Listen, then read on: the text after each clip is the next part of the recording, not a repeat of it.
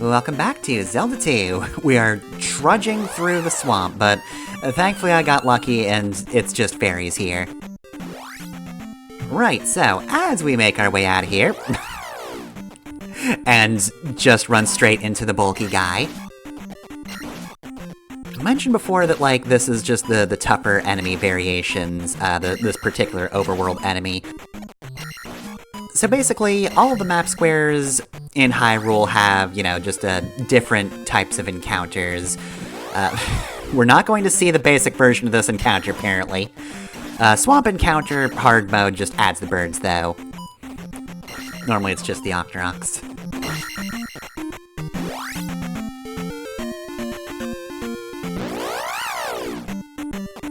Yeah, so thankfully there aren't too many swamps in the game, because, they kind of just look like this. This is the biggest one. Okay. At least we're getting normal enemies this time, though. As you might imagine, as you go through the game, we're gonna be seeing less of the paths.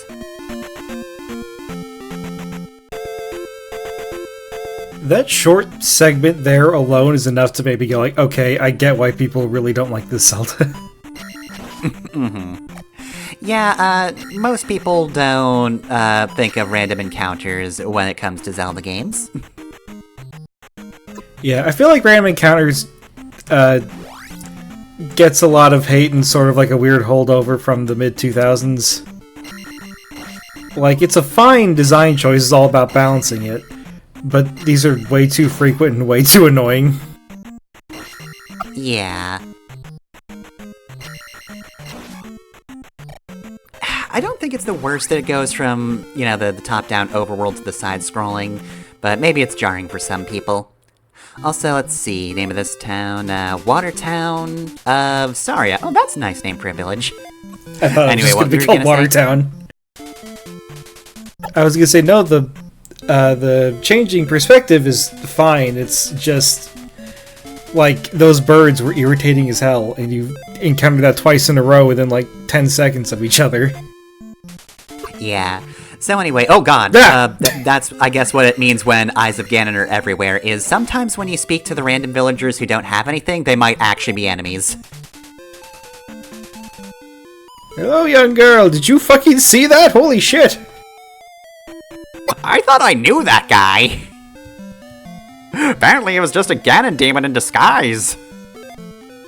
Oh, by the way, I found a mirror under the table. Yeah, usually these aren't important, but this one is. Usually tables are just backgrounds. Now, thankfully, it's just used for, this person right here, actually. You found my mirror. I left it in a shed. Alright, so.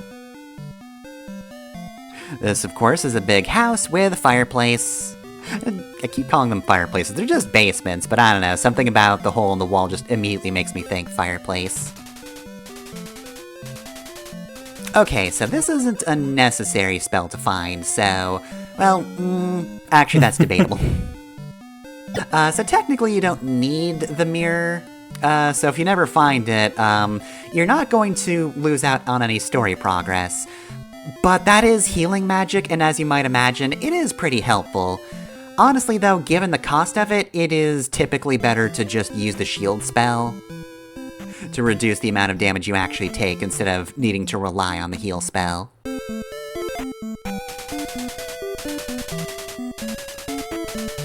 I sure did. So anyway, I pointed out the sign here, for this town, because, in the hack it is actually technically changed. I just edited around it and... Hello, slime? Oh. Okay, you're just sleeping. Okay, then. I have no idea why that's there. I have no idea why there's just a slime there. And it doesn't do anything. That's just the one resident who is a slime. It's his house, he bought the house. You broke it and tried to kill him for no reason. Yeah, it's just a good thing that Lynn brought her smart sword that doesn't murder innocent people, otherwise, whew, that would have been one heck of a misunderstanding. Alright, so this is why we needed to find Bagu to open this bridge. But yeah, this town is actually supposed to be called Zelda in this hack. Because, you know, the hack itself is called The Legend of Zarya, so it just kind of switches those names, which is cute.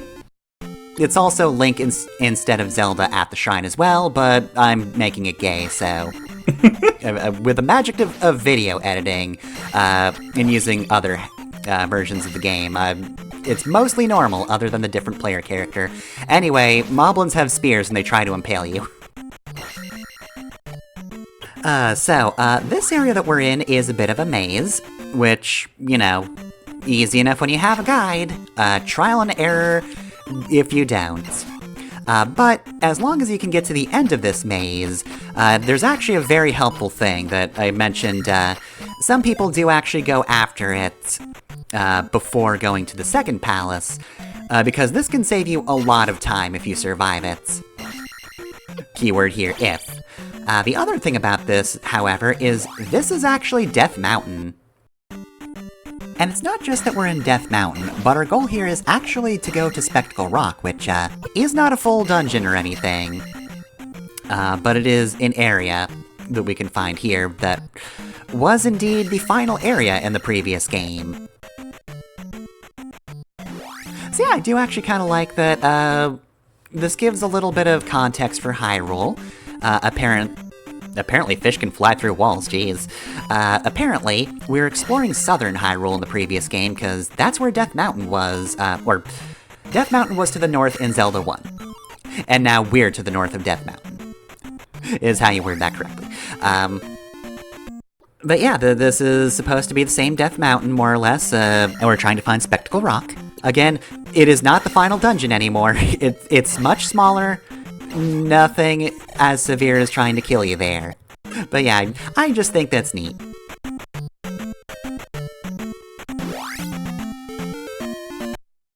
I will say, typically I don't really see consistency amongst the maps of Hyrule in the series, but in this one I can actually see it. Like, if you look to the south of Death Mountain, given the tiles they use, I'm almost positive that they were trying to make just a miniaturized version of the Zelda 1 map, which is pretty cool.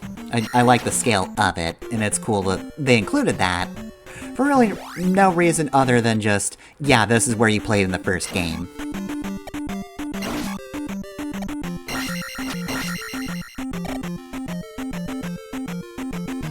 It's also just like, do the people in North Hyrule even know they have a princess? How hard is it to communicate between North and South Hyrule if this is the way you have to go? I mean, I think Zelda normally rules over North Hyrule, because all that's in South Hyrule is just a bunch of old people. You know what? Yeah, fair. I got my regions mixed up. Yeah, this is the place that's actually populated by non-hermits. South Hyrule is the retirement community, but it's the most fucked up, insane retirement community you can imagine. Like, I just walked in and he said, "Let's play money-making game?" Why is this guy just a gambler?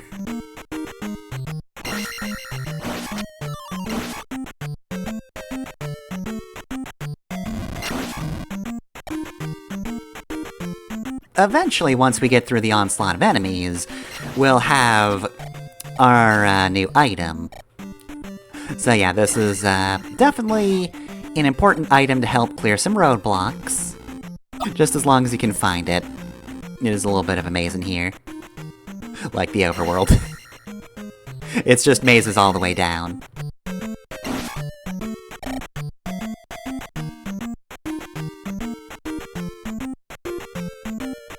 Also, if you're wondering, any pit is a death pit, water or lava. But also, I've seen it pointed out before that, like, you get game over in Return of Ganon even if you die in lava. Which means Ganon's minions are very dedicated. They all just come up like, well, somebody's gonna go in and get it. Yeah, honestly, really, if anything, this game could have used the Conker's Bad Fur Day game overs, where it's actually context sensitive. Depending on how you die, you get a slightly different game over. I am now just picturing Link being used to prop up the fourth leg of Ganon's table. That's really all he needed. You don't need a Triforce wish for that, dude, come on. Alright, so we got the item that we are in here for, the hammer. Unlike other Zelda games, this isn't a weapon. You can't use it to attack anybody. However, it is very useful in the overworld. So basically, you press the A button when... Oh wait, I was about to say when you hit rock, but then I realized, no wait, we're nowhere near the end of this cave. We've got Eggmen to deal with first. We've got what? Eggmen. Because the bats are called Eggs, and therefore the man version is Eggman. So yeah, if you test out the hammer here, you get a free magic up. So yeah, the hammer here, you press the A button in the overworld, and you can smash rocks. So, as you might remember, there are a bunch of rocks, actually, towards the beginning of the game, and we'll be taking care of those today. Part of the reason this one's so long. And also, we've got another cave section, but thankfully, the coast returning from Death Mountain is actually pretty easy. As long as we just get through this cave, we'll be fine. You know, having been aware of Zelda 2 for the longest time, but not really seeing it in action before now, it's weird how much this, like, justifies people calling Zelda an RPG. Like, this is the only Zelda RPG to exist. Mm-hmm. It's an action RPG still, so it's not, you know, still a weird thing to call it, but... There is I guess there is precedent for Legend of Zelda being an RPG. There's literally one game where it's like that. Also, yes, the bubbles do hurt. Of course they hurt. Why wouldn't they hurt? Oh, they're just dodging them for fun. Why wouldn't random bubbles drifting up from the sea be painful? Not even the enemy bubbles, it's just the regular bubbles. Also, this Jesus is a massive Christ. graveyard. There must be so many fan theories about this place. That explains the sparse population in the first game. Or we crossed Death Mountain again, didn't we? We're back in North Hyrule. Yep, we're back in the normal position.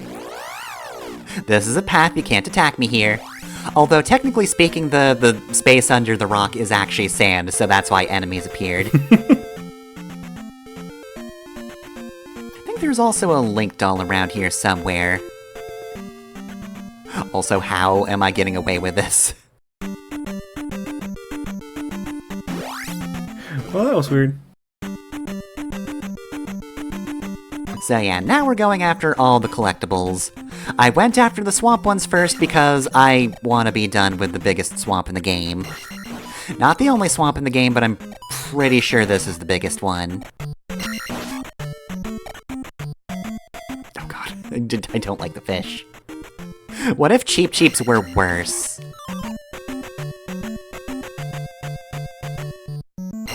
So, when it comes to, like, player choice in this game, how linear is this game? It's pretty linear. Like I said, you can go to Death Mountain first before you do the second palace, and that gets you an easier shortcut to go through, if you happen to die in the second palace.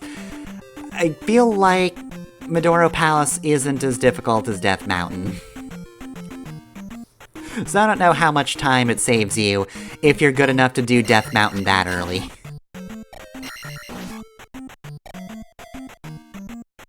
Although, to be fair, it does also give you a bunch of upgrades too, so... I guess if you want Medoro Palace to be very easy, you got that going for you.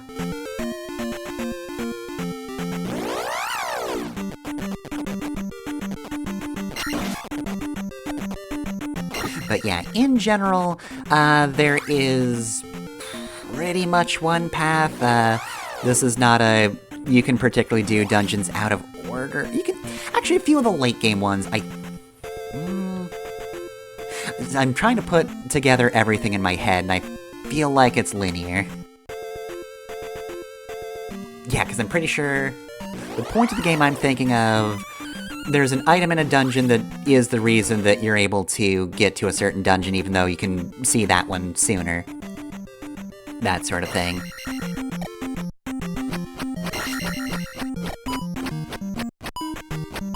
Ugh. Yeah, that is of course the worst version of that enemy. Although, with a strength level of 5, thankfully he doesn't take many hits to die. And we get another heart piece. Or container. We haven't figured out heart pieces yet.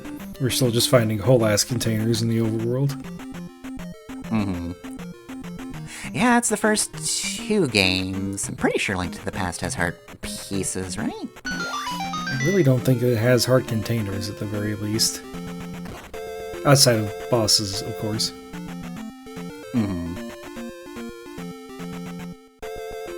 Alright, so yeah, that's the shortcut all opened up. You have the hammer forever, so that means, yeah, anytime you game over, that means it's a lot easier to get to the harbor town of Mido. Which, this game actually has a naming scheme, for the most part. Well, it's only a naming scheme because of a later game in the series. The town names in this game appear later on. Yeah, I was gonna say no later games have a naming scheme. I don't know where these names came from to begin with.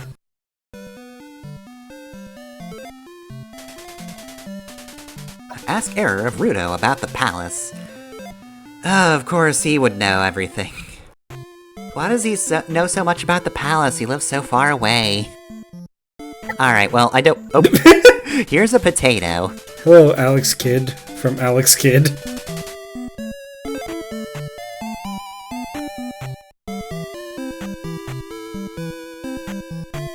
Alright, so yeah, we need the high jump to get up here. This is just a normal-ass church. There's no dressing it up for a different religion. Yeah, so this isn't a wizard. This guy actually gives us a new move. This is our downward thrust, which is useful for any enemy that doesn't have a shield. Unfortunately, some of the toughest enemies of the game do have shields, so despite the fact that you're stabbing them from the air, remember that shot that I blocked in the previous episode that you called foul on? Oh, it works for them too? Never mind. Yeah, the enemies do actually get that. Yeah, it is possible to downstab enemies with shields. You probably will not consistently. I could never get it to work that consistently. Downstab is the only thing I know about this game. Yeah, it is pretty broken outside of those guys. The water of life! Quick, come with me!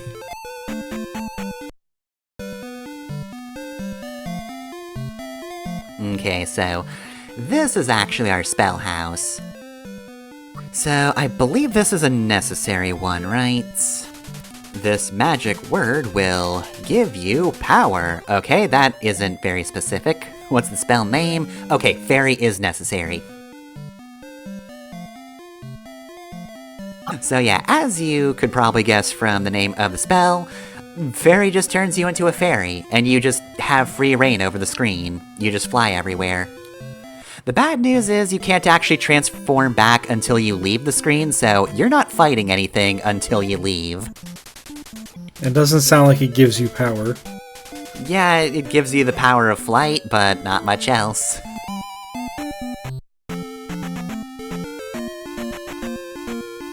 Alright, so we gotta go find Error. I mean, again, we don't have to find Error, but, you know. I'm trying to at least replicate a little what the experience of playing this game is like. Game expects you to find Error. And with a name like that, you're not forgetting him. The internet hasn't to this day. Very wild that people would still assume that I am Error is like a mistake when other characters also refer to him as Error.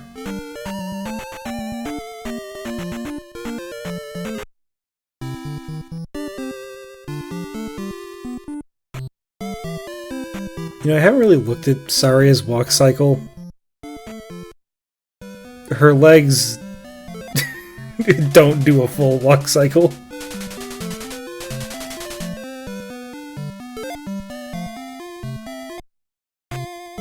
Her front leg never, like, goes over or around her back leg, look. She's just rocking back and forth. Her legs are moving that fast. You can hardly see them. The animation in this game is fairly simple. Alright, so yeah, south of King's Tomb. So the gigantic graveyard is important. I believe it actually says it on, or it points out the King's Tomb on the map, but it is kind of fairly obvious because the King's Tomb is the one that's just on its own. So let's see, when we actually get over there... Gotta fight a slime first.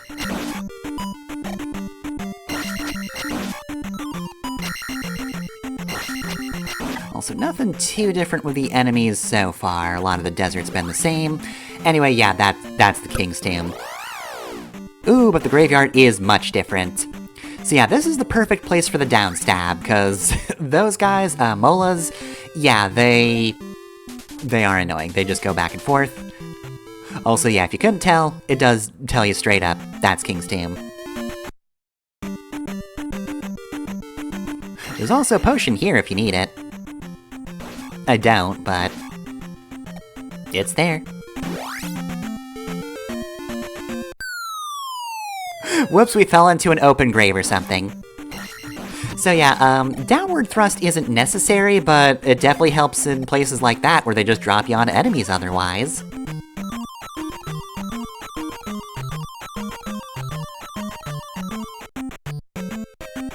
Oh yeah, we can also remove them. So yeah, fairy is necessary. You can't go to the next palace without it. But man, they're also doing a pretty good job of introducing the downward thrust.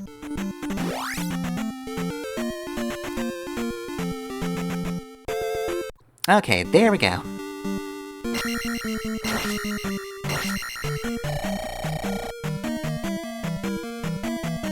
So I've been trying to think. I can't think of any other, like, 8-bit games I've played very recently. I've been playing the original Saga games. I beat the first one a while ago, and have been at the same place in 2 for a while because other games keep happening to me. But it's just weird to think about, like... I care so much about, like, the writing in video games, and video games from this era where, like, you were lucky to get text at all. It was never coherent. Yeah. Everybody was just saying shit that's like, you only know it's a clue if you already knew what they were trying to tell you. Or it's just really blunt things like, 4 spaces south, 3 to the east. Yeah, south of King's Tomb, stuff like that. And it's directly south. If you did not have to walk a single square in any other direction.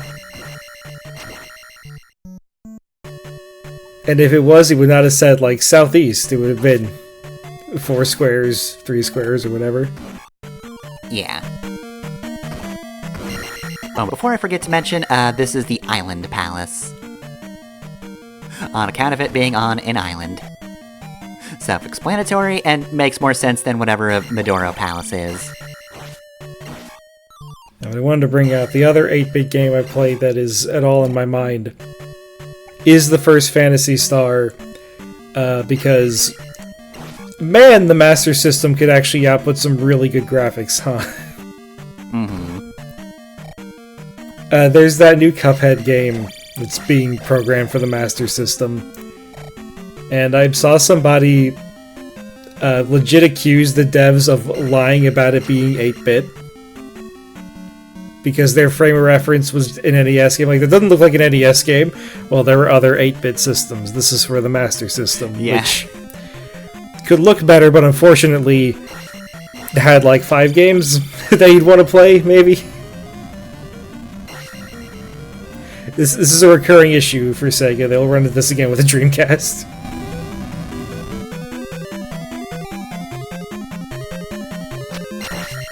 So I do like that outdoor section there. I feel like you don't get a lot of that in these palaces. This might be my favorite palace visually, which is hard to say because I will admit I don't really remember a lot of the palaces off the top of my head in terms of visuals. Oh no! He knew he couldn't handle me. Also, yeah, I didn't even bounce on the shield and downward stab just wasn't working. Slime can't handle me right now. Neither can that one.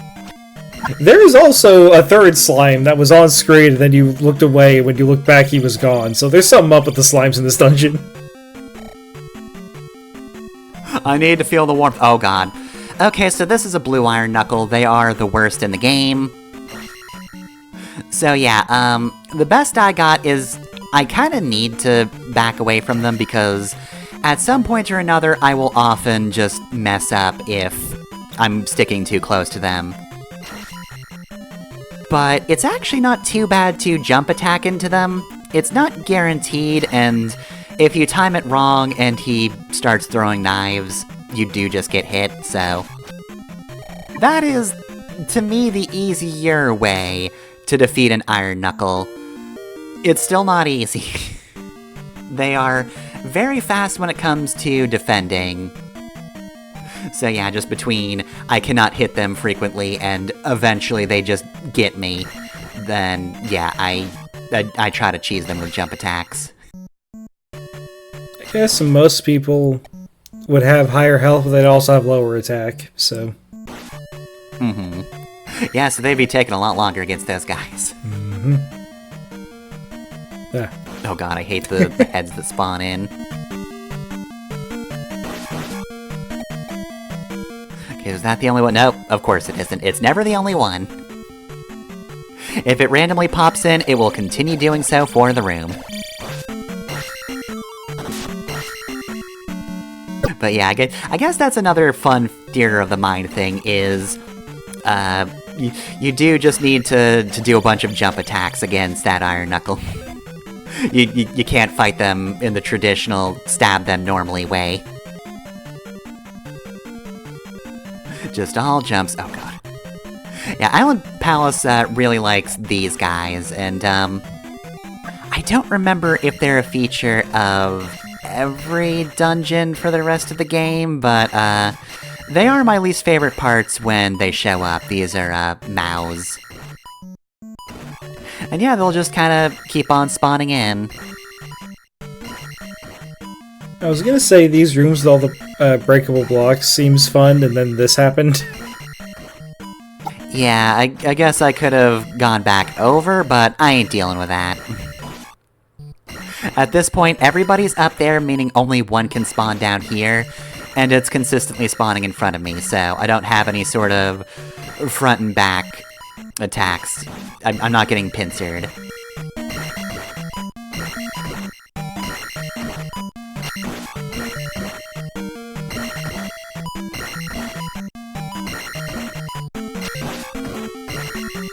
Also, doubling back to, I do not remember these palaces visually off the top of my head.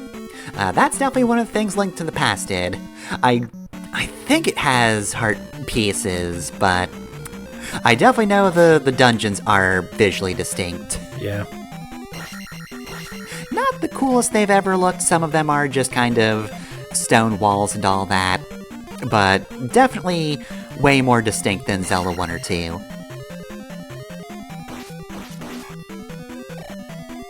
Yeah, the Super Nintendo is probably the oldest console I can make recommendations for without having to make any reservations about it. Mm-hmm. Well, I guess, stuff like Mario for the NES is fine. But, specifically for Zelda, Link to the Past is the oldest Zelda game I can recommend, and I don't have to say, now, about this part. Mm-hmm. Yeah. I believe I said this in Zelda 1, but like, you probably like Zelda 1 if you grew up with it. Not that it's impossible to like it if you never grew up with it, but like, a lot of it is you did have to kind of grow up with the spare time and patience for this. Stuff like what I'm about to do, which is try my best to despawn that Iron Knuckle before he's a problem. Even when you're not aiming to kill that guy, he gets in the way. Oh hey, we're at the boss area. So speaking of Iron Knuckles, this is Rebonak. He's got a horse. So yeah, this is another place where downward thrust is incredibly helpful. It means you get to the second phase of the fight a lot sooner, at which point he is just a normal blue Iron Knuckle. And even in boss form, I just can't fight these guys normally. How come your sword beams are so good? Mine kinda stop working on, like, anything.